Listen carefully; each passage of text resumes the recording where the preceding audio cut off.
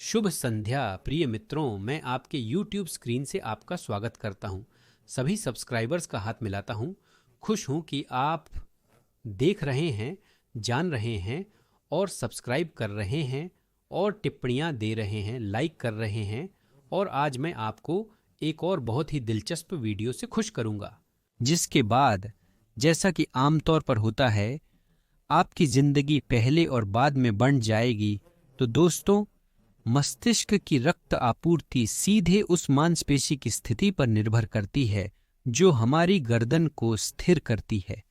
और कुछ मांसपेशियां हैं जो रक्त के प्रवाह और बहाव दोनों पर बड़ा प्रभाव डालती है, मस्तिष्क से लेकर सिर के ऊपर तक, यहाँ तक कि बालों की वृद्धि पर भी किसी तरह से रक्त आपूर्ति का प्रभाव हो सकता है।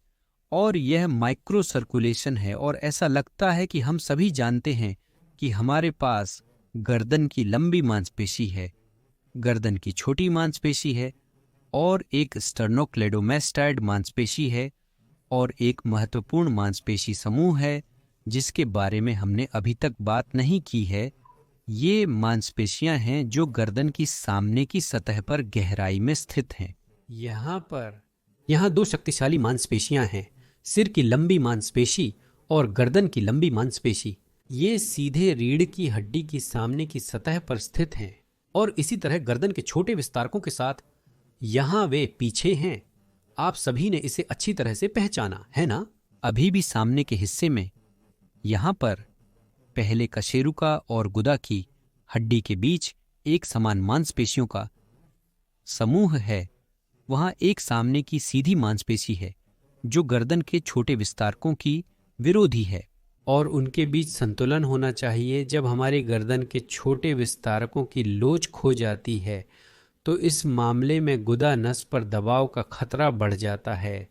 सिर दर्द, चक्कर आना, गुदा में दर्द, स्मृति की गड़बड़ी, ध्यान की कमी, कुछ भी अच्छा नहीं होता है। आप समझ गए। सामने के हिस्से में यहाँ पर पहले कशेरुका और गुदा की हड्डी के बीच इन मांसपेशियों के विरोधी होते हैं जिन्हें हम कहते हैं शॉर्ट नेक फ्लेक्सर्स। यहाँ पर बॉक्स और गर्दन के मोड़ने वाले होते हैं और यहाँ पर विस्तारक होते हैं, या यहाँ पर बॉक्स और मोड़ने वाले और गर्दन होते हैं। और यहाँ पर सामने के हिस्से में लंबी मांसपेशियां होती हैं जिन्हें मैंने पहले कहा था, गर्दन की लंबी मांसपेशियां, सिर की लंबी मांसपेशियां, जो दैनिक जीवन में लगभग कभी प्रशिक्षित नहीं होती हैं, उन पर कोई भार नहीं होता। और आज हमारा काम इन मांसपेशियों के काम को बहाल करना है ताकि गर्दन के छोटे विस्तारकों के स्पैज्म को दूर किया जा सके। लेकिन खुद छोटे विस्तारकों को भी एक निश्चित टोन में होना चाहिए और लंबी विस्तारक का हिस्सा भी टोन में होना चाहिए, यहाँ ऊपर, जो खुद छोटे विस्तारक को ढकता है। इस लंबी विस्तारक के इस हिस्से के लिए भी एक निश्चित प्रशिक्षण होना चाहिए, क्योंकि जब यह कमजोर हो जाता है तो छोटे विस्तारकों का स्पैज्म और लोच का नुकसान होता है। तो दोस्तों, हम आपके साथ प्रशिक्षण शुरू करते हैं। देखिए, आप स्टर्नोक्लेडोमास्टाइड मांसपेशियों का प्रशिक्षण कर सकते हैं जिस पर हमने पहले भी अभ्यास किया है, लेकिन इससे गहरी मांसपेशियां काम नहीं करेंगी। अब मैं दिखाऊंगा कि कैसे आप उन्हें काम में शामिल कर सकते हैं। अगर आपको याद हो, हमने आपके साथ ऐसा अभ्यास किया था। बस स्थिरता से सिर को रोकना। यह एक परीक्षण भी है। जो नहीं किया है, कोशिश करें और टिप्पणियों में लिखें कि आप कितने सेकंड तक रुक सकते हैं। अगर आप 20 सेकंड तक रुक सकते हैं तो सब ठीक है, अगले अभ्यास पर जाएं। गतिशीलता बढ़ाने के लिए पीठ के बल लेटकर सिर उठाए। ऐसा करने से गर्दन की लंबी मांसपेशियां काम करेंगी। यहां आप भार डाल सकते हैं, यानी स्टर्नोक्लेडोमास्टाइड मांसपेशियों के साथ। सतही समूह गर्दन के मोड़ने वाली मांसपेशियों पर यहां भार डाल सकते हैं। दाएं से बाएं मांसपेशियों को बढ़ा सकते हैं। अगर आप हाथों को रखें तो आपके पास अधिक भार होगा। यह सब सतही मांसपेशियों का समूह होगा ताकि हम गर्दन की छोटी मोड़ने वाली मांसपेशियों के काम को पुनः स्थापित कर सके। विशेष रूप से यह छोटी गर्दन की छोटी मोड़ने वाली मांसपेशियों को भार से मुक्त करने के लिए हमें यह गतिविधि करनी होगी। देखिए, इस अभ्यास में ठोड़ी की गति का बड़ा महत्व होगा। देखिए, यह ठोड़ी है, यह उठी और गिरी, और यह गति हमें उस स्थिति में करनी होगी जब हम सिर को उठाते हैं और ठोड़ी को ऊपर और नीचे हिलाना शुरू करते हैं।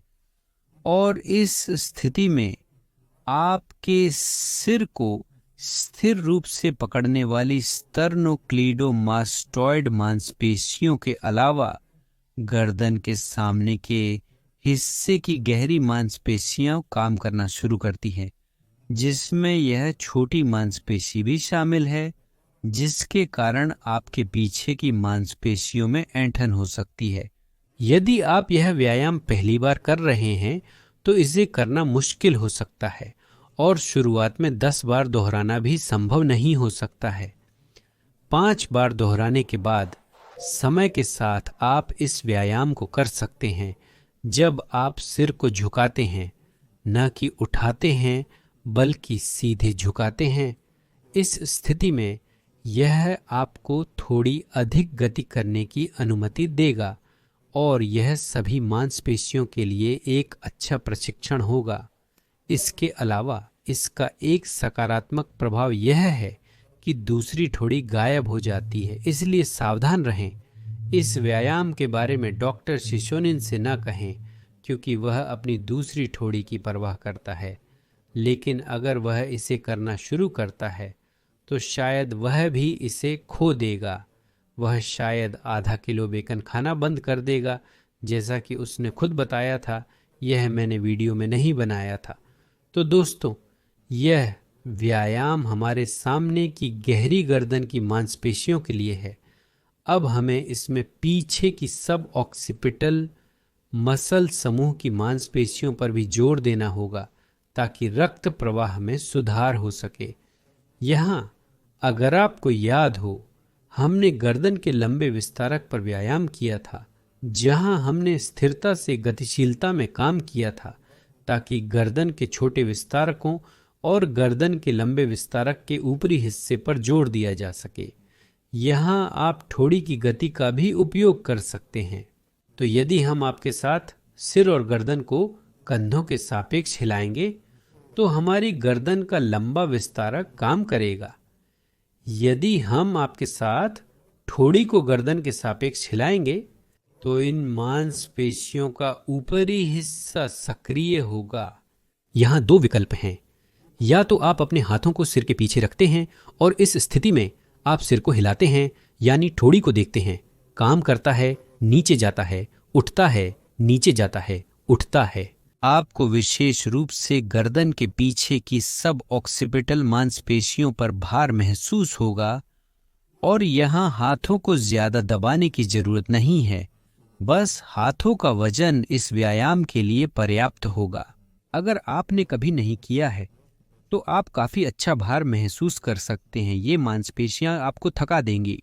जिन्हें गर्दन के पीछे दर्द होता है, चक्कर आते हैं, वहाँ दृष्टि की अस्पष्टता होती है जो इन मांसपेशियों के स्पैज्म से जुड़ी होती है। इस व्यायाम के बाद आप देख सकते हैं कि दृष्टि अधिक स्पष्ट हो जाती है। और ये 2 समूह व्यायाम वे वास्तव में पहले कशेरुका की गतिशीलता को बहाल करने की अनुमति देते हैं। कुछ साल पहले एक धोखेबाजों का समूह सभी शहरों में गया था जो सभी के एटलस को जगह पर रखता था। यानी अगर आपकी कशेरुका के आसपास की मांसपेशियां अच्छी तरह से विकसित नहीं हैं तो वह कभी भी अपनी जगह पर नहीं होगी, कभी भी पूरी तरह से नहीं चलेगी। और इसीलिए दोस्तों, इन व्यायामों के अलावा मैंने आपके लिए गर्दन की मांसपेशियों के लिए पूरी तरह से एक पूरा सेट तैयार किया है, आगे पीछे बगल गहरी बाहरी गतिशीलता बढ़ाने के लिए। और यह सेट आपके लिए लिंक में विवरण में है। इसे लिंक में दर्ज करें, देखें, करें, अभ्यास करें। चलिए दोस्तों, तो दोस्तों, जो हमने आपके साथ गर्दन का काम बहाल किया, मस्तिष्क की रक्त आपूर्ति को बहाल किया और अब स्पष्ट दिमाग के साथ, अच्छी सुधारित स्मृति के साथ हम अलविदा कह सकते हैं। नई मुलाकातों तक प्रिय दोस्तों। व्यायाम करें, सेड नीचे लिंक में विवरण में है। चलें, करें, अभ्यास करें।